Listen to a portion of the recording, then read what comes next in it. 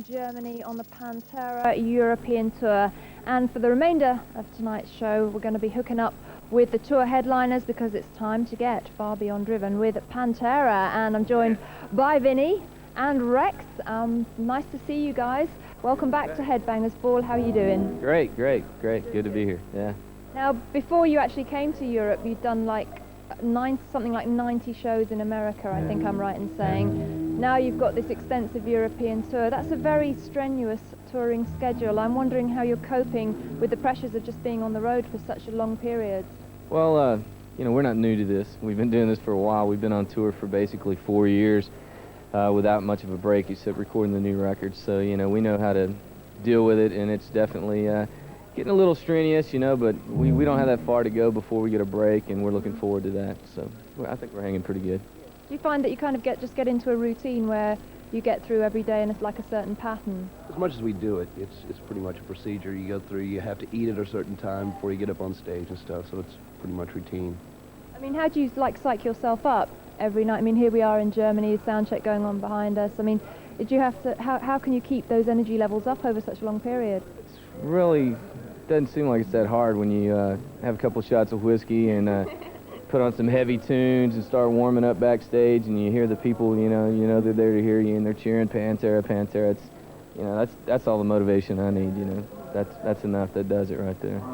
So when we met up with you at Donington, you actually, I think you just played like 1 or 2 songs from the new record. Right. Now, of course, you've worked a lot more songs into the set. Tell us a little bit about how the set is shaping up now.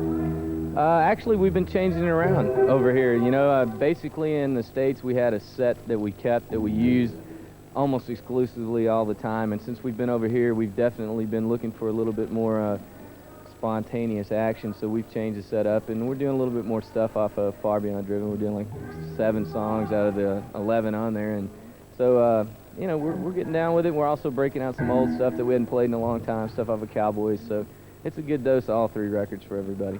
By changing it, it kind of helps keep it interesting as well, doesn't it? Yeah, it does. You know, it definitely is. It's mainly Rex's idea to start throwing some new stuff in the set, and it really, you know, little extra fire underneath us, you know. If you play the same set over and over, like you said, we did the whole States thing. We did that when we first came over. He just adds a little bit of, you know, spontaneous action. It gets us a little bit more fired up instead of having to play the same, you know. And it's also a challenge to play something that you hadn't played in a long time. You know, it takes. You know, sometimes when you're playing the same songs, it's almost second nature. You know, you don't even think about what you're doing. And when you're doing a new song or something you hadn't done in a while, you got to think about it a little bit more and work a little harder to make sure it happens. Keeps you on your toes.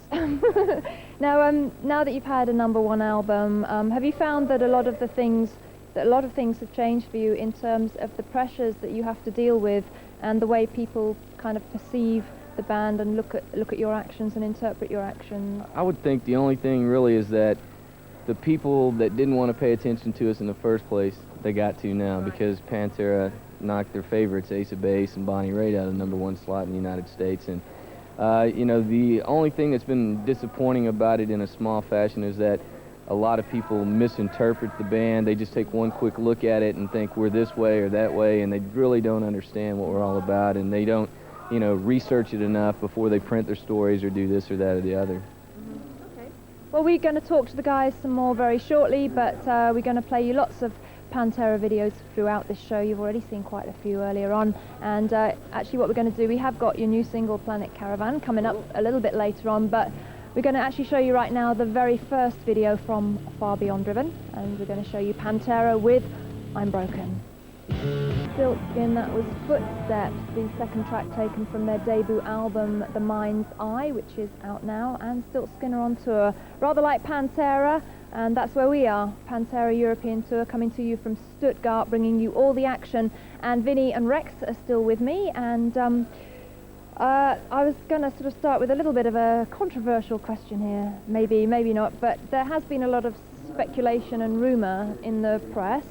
I don't necessarily believe it myself, but perhaps you could set the record straight, that a rift has developed between Phil and the rest of the band, and it's kind of you 3 in one camp and Phil in another camp. Is that true? It's totally untrue. You know, people, like I said earlier, they take one look at things and write something into it, you know. you know, he's from New Orleans, we're from Texas, we're all on the same team. We love Pantera. Pantera means everything to all of us. But we're also different people, you know, and everybody needs their space from each other for us to exist in this thing together, you know. And so if he wants to ride on his bus and the three of us ride on the other bus, then all of a sudden people think there's a riff. If there was a riff, trust me, we wouldn't even be playing tonight. You know, he would go home and say, see you guys later, and we go see you. You know, it's not that way. Everybody's real happy. Everybody's doing a very good job, and, you know, we're all in this thing together. And like we've been saying, there are certain pressures, and you have to find what works for you as a band, don't you? And if that does mean Phil's a little bit distanced from the others and doing his own thing, then that's important, isn't it? Right. Of course, yeah. You know, it's like being married to, you know, 4 people instead of just one. You know, most people can't get along with one person, much less 2 or 3, you know. And, I mean, we got to get away from each other, too, trust me. You know, all 4 of us, when we go home, we scatter. You know, we don't see each other, you know, because we live together. We're on the road, and we play all the time, and we got to go through everything together. And there's nothing we wouldn't do for each other. But then again, when it's a chance to get away from each other, let's go get some fresh air, you know. But I think maybe some of that originated from the fact that I read in early press, just before the album came out, that Phil had a slightly different idea of what the album should be musically compared to the other 3 of you. Is that true? We just did an interview. We had like 2 months of downtime, and he did an interview right before. And we had no idea. We just went in the studio and basically got a vibe and recorded it and made it as raw as possible. But that interview was done like way before we had any ideas for the record going on at all. So it wasn't anything. It was just kind of a malicious statement by the press, and it was, you know. And if you listen to the record, it's extremely heavy, and Daryl's playing guitar on it, I'm playing drums on it, he's playing bass on it, and we all wrote the songs together. So if there's any differences in opinion, it all turned out pretty damn good in the end, if you ask me, Yeah, you know. well, absolutely, and millions of people out there agree because they went and bought the album. So that really says it all, doesn't it? Another thing Phil said in a recent interview is that he feels that Pantera doesn't get any respect. I'm just wondering what he meant by that, because obviously you have the respect of fans, which is the most important thing, isn't it? That is absolutely the most important thing. Pantera fans are number 1. I think what he means by respect is that a lot of people within the industry still think of Pantera as that quote-unquote little heavy metal band from Texas, and, you know, I think we've gone on to prove all of them very wrong, but still a lot of them, you know, don't have a lot of respect for what we do, you know, and that's okay. We don't care, you know. It's not important. We're doing fine. We're doing just fine, thank you. Good. I mean, also, I think one thing, I think I mentioned this to you before, you're one of the few bands that aren't afraid to fly the flag for heavy metal. So many bands around at the moment claim to be alternative or whatever, and they seem almost like embarrassed to admit that they're heavy metal, whereas you guys, you stand up and you say it. I think a lot of kids have turned on them, too, the bands that have said that, you know, they don't want to be part of it, and they've lost a whole lot of people that dug the record before, you know, because they're going to jump on this alternative wagon, and we're just not one of those bands. We're a heavy metal band, flat ass cold, you know. That's the way we are. That's our roots. Black Sabbath, Led Zeppelin, Judas Priest. That's heavy metal, the original heavy metal, and there's a lot of bands out there that sound just like Black Sabbath and Led Zeppelin. Nothing wrong with it. They want to be alternative, so you can go jam with the Lemonheads, bro, all you want. I don't want nothing to do with it. Good. Well, I'm of the same opinion of you, that heavy metal will never die. It might go out of fashion now and then, but us true metal people, we'll stick together and we'll be around for years to come. Well, we're going to talk to Pantera some more, and as I said, Planet Caravan on the way. We have to have a little short break now, which is quite timely, because it's getting a bit noisy in the background. So we'll go into that break and stand by for the new video from Dream Theater. That's coming up. And yeah, label mates of Pantera. And taking us into that break, we're going to give you a little taste of Pantera live here at the Kongresscentrum in Stuttgart. See you after the break as the Headbangers Ball Pantera Tour Special continues. Watch out, yo!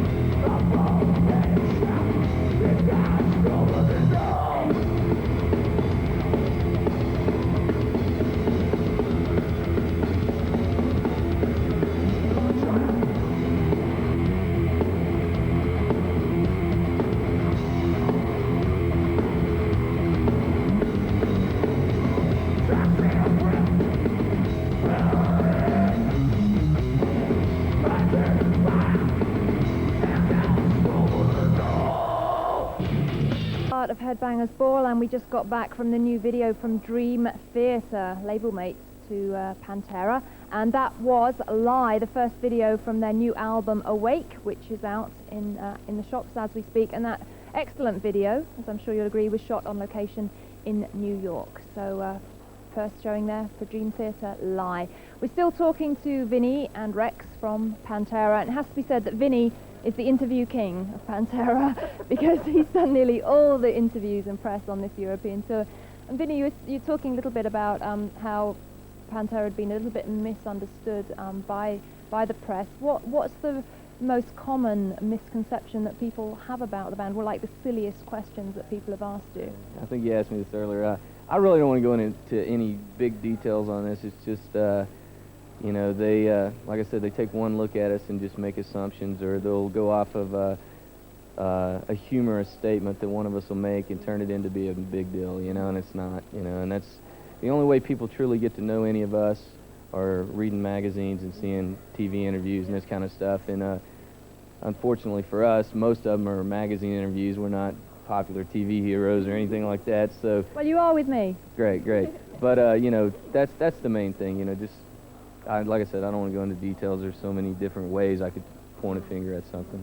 But does that not, when you're doing interviews, does that not make you really conscious of everything you're saying and how people can interpret it? That's why Vinnie does all the interviews. Vinnie's got it down to a T. It's not so much that. It's just, you know, everybody's had it to hear with people, you know, nitpicking and trying to turn something into something. And I know the ins and outs of the band very well, and the other three guys have a lot of faith in me. And, you know, I can pretty much handle what anybody wants to throw my direction. Good. Well, I hope I'm not asking any ridiculous questions tonight. No, actually at Donington you told us that Planet Caravan wasn't actually going to be released as a single, and I'm just wondering why did you change that? Was it in view of the tribute album that's coming out and so on? No, we actually did the song for the tribute album, and due to record company politics, we weren't able to be a part of that, which is a big bummer. But anyways, it's on our record, so that makes it even that much better. So it took off in the States, man. It just started being played on a lot of radio stations, and we weren't going to do a video or anything for it, and it just took off. And you know, Dime is the video king. He does pretty much all the video work, and we always wanted to do a video that we didn't have to be a part of, you know. And that song is a very, you know, imagery style song. So we let Dime take the ball, and he went in with the people from Miramar Films and made a pretty incredible video. It's something, you know, whether you like heavy metal or not, it's great to look at, you know, and it's a very enlightening experience or so. It really is a fantastic video, and in fact it's actually been played on various different shows on MTV. We have a show called The Chill Out Zone on a Friday night, and it's sort of crossed over into a lot of different areas. It is a great video. We're going to show it to you right now, actually, from Far Beyond Driven. This is the current single from Pantera, going hand in hand with their European tour, and it is of course a cover of Black Sabbath's Planet Caravan, done Pantera style. Here we go. Go and do some sound checking very shortly. We have a few more moments to talk to them as we wind up this coverage of the Pantera European tour. And a little earlier there you saw the video for Planet Caravan, which is every band's dream, as you said, because you didn't actually really have to do any hard work for it. But it came out really, really well, and it's gone down very well on the show. With regards to the B-sides for Planet Caravan, I understand that you recorded some live tracks for that. Can you tell us a little bit? They recorded a show in Brixton Academy in London, and Vinnie and Daryl went and remixed 2 or 3 songs of it. 4, actually. 4 songs. Yeah. See, that's how much I know. Anyway, it came out real well. It's going to be killer. Totally. It comes out this week, and it's a pretty damn good live recording, man. We were real happy with it, and it's only for a UK release, so if you get it anywhere else in Europe, you're getting import. So it's kind of a special thing. And I heard that you, when you went to mix the tracks, that you went for maximum heaviosity. I don't know exactly what you did to achieve that, but I mean... It's easy. Pushed everything in the red and distorted it all. Turned it up to 11. That's right. Actually, we're recording all these shows over here in Europe. We're, you know, tossing around the idea of doing a live album in the middle of next year. Really? And the recordings are going great, and, you know, that's that much more reason for you people to raise hell and get louder so we can use it. Well, that's very interesting, actually, because a live recording is always something you have to find the right timing for it in your career, don't you? And I guess you know, these shows have been going so well and you've had such a good response that maybe it will be like a bridge to the next album? Right. You know, we haven't decided if that's the right time to do the live album, like you said, but we're recording the shows just in case. Brilliant. Excellent. So make lots of noise on the Pantera tour, and you might end up on vinyl or CD or something next year. So just to wind this up, really, you've got another few weeks of Europe. What happens for Pantera after that? Is it just like more road work? Oh yeah. We go till close to Halloween over here in Europe, and then we go to Australia for the month of November. It'll be our first headline tour over there. And then the middle of January, we're going to take off for Christmas. Thank God, it'll be the first time we've had a Christmas off in about 5 years. We're going to take COC out with us in the States, and we're going to tear it up. We're going to do a lot of secondaries, places that we haven't played there yet, for about 5 weeks. And then we got South America, the Pacific Rim, and then we're going to take 6 months off and get some fresh air and some good new ideas and start working on the next record. I mean, that's a very strenuous tour schedule. I mean, what is it that keeps you going through these long months of being on the road? I mean, that's like as far as you can see. Shows, just playing the shows, and the kids that are coming out to them. That's basically what it is. The 22 hours that we're off, you know, we're waiting to get on that stage because that makes the day everything, you know. So that's what it's all about. We played in like Vienna last night, and we had people from Poland, Hungary, Czechoslovakia, Yugoslavia, and they were all there. And it was just a great feeling to know that they drove that far to come see us, you know. I mean, that's motivation right there, you know.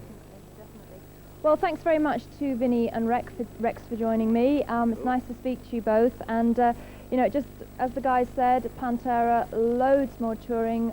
Will you come back to Europe again, do you think, on this album? I don't know about it. I don't know about I don't think so. Not on this album. You better come see us, you know, but we'll definitely be back. And you guys have been good to us. Headbangers Ball here has been good to us, and we appreciate everything. Great. Well, thank you for the interview and also for bringing such a great bill over. Downset, great guys, the Almighty, good band. Yeah. So it's a very, very good bill. Very good. You get your money's worth. Good, you do. All right, then, that was the latest news on Pantera. Many thanks to Vinnie and Rex for joining me. And, of course, there's some dates left to go on the tour, so you can still catch the guys. And over this final live performance from Pantera, you'll be seeing the remaining tour dates where you can come and check them out far beyond Driven. So that just about concludes tonight's edition of Headbangers Ball. I hope you've enjoyed all the action from the Pantera tour. Many thanks to the guys for having us out on the road with them here in Stuttgart, Germany. I am going to see you next week. I'll be back in the studio with another action-packed show, and of course you'll see these guys on tour. So from all of us here in Stuttgart on the Pantera tour, we'll say very good night. See you next week. You'll see these guys on tour. Bye-bye.